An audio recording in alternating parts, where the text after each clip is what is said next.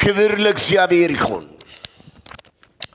ስለዚህ በላይ ያለውን እናስብ ብለን ስንል በላይ ያለውን እናስብ፣ የዘላለም መኖሪያችንን እናስብ ብለን ስንል ሰዎች ግን የሚያደክማቸውን፣ የሚያዝላቸውን፣ ተስፋ የሚያስቆርጣቸውን፣ ሕይወታቸውን የሚጎዳ ባዶ የሚያደርጋቸውን፣ ሕይወታቸውን ከእግዚአብሔር ፈቃድና እቅድ ውጭ የሚያወጣውን፣ ጽድቅ የጎደለውን፣ እንደ እግዚአብሔር ፈቃድና ሐሳብ ያልሆነውን ነገር በማሰብ ዘመናቸውን ያሳልፋሉ።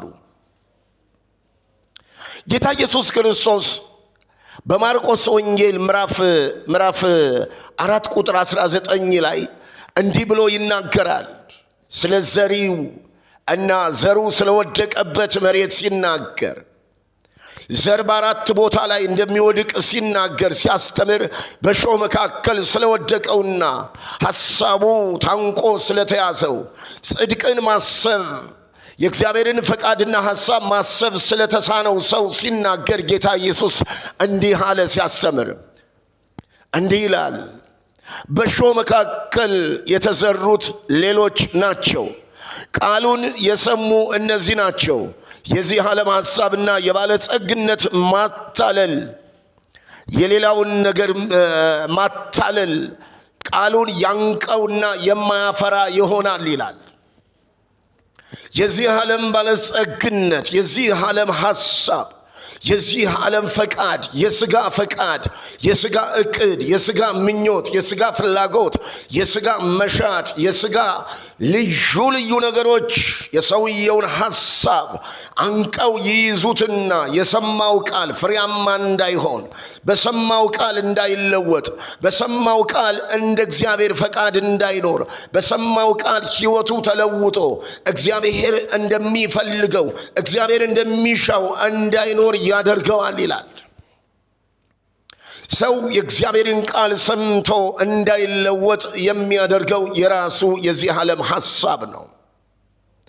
በሌላ ቦታ ላይ በሉቃስ ወንጌል ምዕራፍ 21 ቁጥር 34 ላይም ጌታ ኢየሱስ ክርስቶስ ሲናገር እንዲህ ይላል፣ ነገር ግን ልባችሁ በመጠጥ ብዛትና በስካር ስለ ትዳርም በማሰብ እንዳይከብድ፣ ያ ቀን በድንገት እንዳይመጣባችሁ ለራሳችሁ ተጠንቀቁ።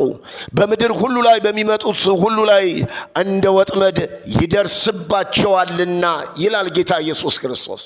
ልባችሁ ስለ ምድር ሐሳብ፣ ስለ መብል፣ ስለ መጠጥ ወይንም ስለ አልባሳት ወይንም በዚህ ምድር ላይ ስለሚያልፈው ስለሚጠፋው ነገር ተይዞ ሐሳባችሁ ተበላሽቶ ቀኑ በድንገት እንዳይደርስባችሁ፣ ቀኑ በድንገት እንዳይመጣባችሁ፣ የምትሄዱበት ቀን፣ ጌታ ወደ እናንተ የሚመጣበት ቀን ወይንም የጥፋት ቀን ወይንም የሞት ቀን፣ የውርደት ቀን ወይንም ያ ቀን በድንገት ወደ እናንተ እንዳይመጣ፣ እናንተ በምድራዊ ነገር ልባችሁ ተይዞ እያለ፣ እናንተ በምድራዊ ነገር ውስጣችሁ ተይዞ እያለ፣ እናንተ ልባችሁ በተለያየ መጠጥና መብል፣ ስለ ትዳርና ስለ ተለያየ ነገር በማሰብ ውስጣችሁ ተይዞ እያለ ቀኑ በድንገት እንዳይመጣባችሁ ተጠንቀቁ አለ ጌታ ኢየሱስ ክርስቶስ። የሰው ልብ ወይንም የሰው ሐሳብ ሰዎችን በሚያንቅና ሰዎችን በሚያደክም መንፈሳዊ ለውጥ በሕይወታቸው እንዳይመጣ በሚያደርግ ነገር ይታሰራል ወይም ይያዛል። የሰው ልብ በተለያየ ሐሳብ ከተያዘ ሰዎች በመንፈሳዊ ነገር አይለወጡም። ሰዎች በመንፈሳዊ ነገር ሊለወጡ አይችሉም። ሰዎች በመንፈሳዊ ነገር ፍሬ ሊያፈሩ አይችሉም። ስለዚህ ሐሳባችን ዛሬ የኔና የናንተ ሐሳብ ምድራዊ ነው ወይንስ ሰማያዊ ነው? ምድራዊ ከሆነ ወገኖች እኔና እናንተን ምድር ያስቀረናል። ሰማያዊ ከሆነ ግን ወገኖች እኔና እናንተን ከክብር ወደ ክብር ያሻግረናል።